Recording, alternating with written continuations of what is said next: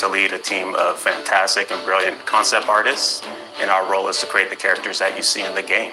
That's everything from the main hero cast you see to the creatures, the gods, and monsters that you come across. The hope is that we get something that feels unique and stands up to the history and the legacy of what the God of War franchise has always done. I feel like from the first games, that was a similar approach that they were doing, and that's not always easy.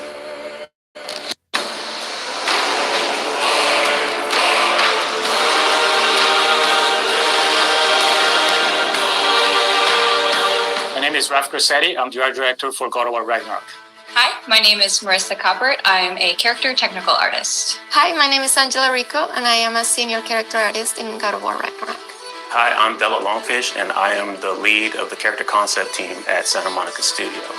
Come in. What in all yarns be the happened to him? As a character technical artist here at SMS, I rig most of the characters and props that you see throughout the world. As character artists, our job is to create 3D assets based on the beautiful concept art provided to us.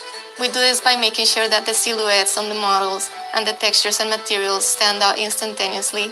So when you see our characters on the screen, we want you to almost like them immediately or have a connection to them to some extent before even interacting with them. As art director, I get the chance to collaborate with all the departments in the studio, from narrative to vis-dev, because we want to make sure the factions feel correct, all the races belong to where they're supposed to be, like all the realms have very specific characteristics about them to make sure it all fits within the God of War universe. Sorry, one more thing. Although these are gifts I'm giving to you, so I shouldn't be sorry and you should be thankful. Anyways, here, please be careful.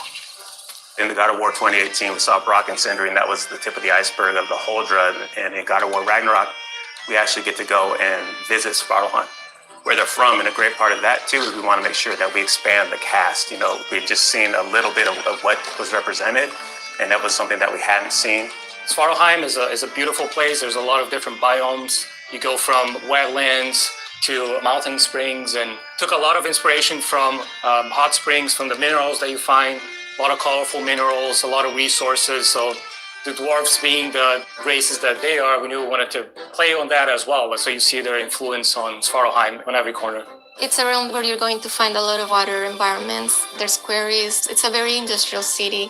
It's very organized, and you can see all the dwarves putting all the work into creating this great city where they live in. Knowing that they're blacksmiths, that was kind of reflected within their clothing. And you see that within the houses and every inch. We want to make sure that both the environments and characters had a cohesiveness that felt like every inch of it felt like it went together and was designed specifically by them. And again, that's something that we haven't seen in some of the other realms and is unique to these characters and their location. And the hope, it all goes together and creates a feeling within a realm that you're excited to see, feels unique, and really creates that sense of wonder where you want to go back.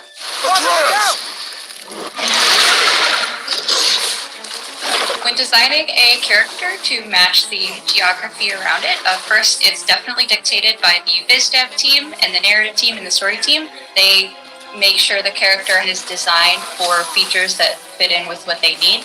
When designing the Grimms, we took a lot of inspiration from the environment. So we took a lot of inspiration from lizards, creatures that kind of belong to that environment. They have those big claws. There's small critters to the big ones, and really building up that race, making sure they kind of belong and that realm felt lived in and that ecosystem felt like very diverse. Making sure that it feels natural and believable is a big part that goes into the design elements. So our artist, Stephen Oakley, put a lot from the environment concepts that Luke Berliner and his team were doing and put a lot of those into actually the skin texture, even the bulk and volumes that you see in the characters. So it really does feel like not only do they belong in there, but you're able to see them and they stand out for the combat experiences with the character. Character design is all about storytelling. In the example of 𝒊𝕐𝒏𝒂𝒏𝒕🂂, his design was really tailored to convey his own personality. He's a bookkeeper from Svartalfheim, and because his job demands, he's very organized, he's very rigid, and he's a very play-by-the-rules kind of guy. But then in contrast, you have his friend. So when you see 𝒊𝕐𝒏𝒂𝒏𝒕🂂 connect with his pet, we see that he's not all just this rigid librarian guy, but that he's got a softer side to him. I do believe that we're all storytellers, no matter what we do, even in the tech side of things. I mean, we work to make these characters that then tell a story, and we can also kind of put those features and traits on our rigs. The prophecies say 𝕊𝒚𝒂𝒏𝒂𝒏𝒕🂂 leads to Ragnarok. War is coming. Svartalfheim, the dwarves, working with different races from different realms. So definitely seeing Ragnarok and the impact of that into the realm, it puts them into this position that's very interesting to see which side they take and things that they're building. So as you go through the level, you find out a lot more about this race and the political situation that is happening while Ragnarok and Fimbulwinter is taking place. Hey, dwarves! Oh. They're running away. One thing that our hope is with the cast of characters within every realm is not that it's just enemies there to kill you. We want to feel believable and that there's a wide world out there, but we want to kind of plant these seeds within any cast of the realm that there's more outside of what you're playing, and we want the fans to feel like they can go back and really visit those areas and want to go explore. If the geysers and smell here are worse because of Fimbulwinter, maybe the earthquakes are too? Aye. Going into Svartalfheim, I'm really excited for players to experience all the new races that lived in that realm, how they play. They play very different from anything we had before. There's wildlife. It's something that kind of goes unnoticed, but we took a lot of effort to make the realm feel believable.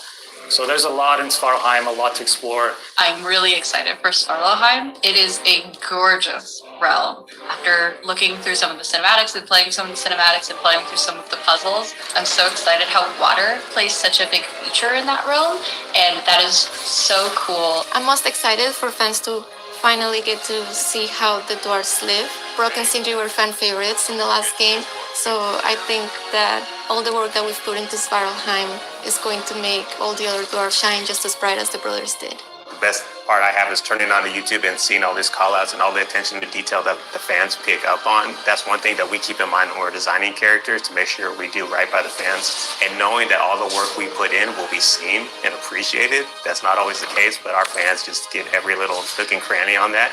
And we love that, and we packed a lot of that in for this new cast, and we hope you guys get the same feeling with God of War Ragnarok.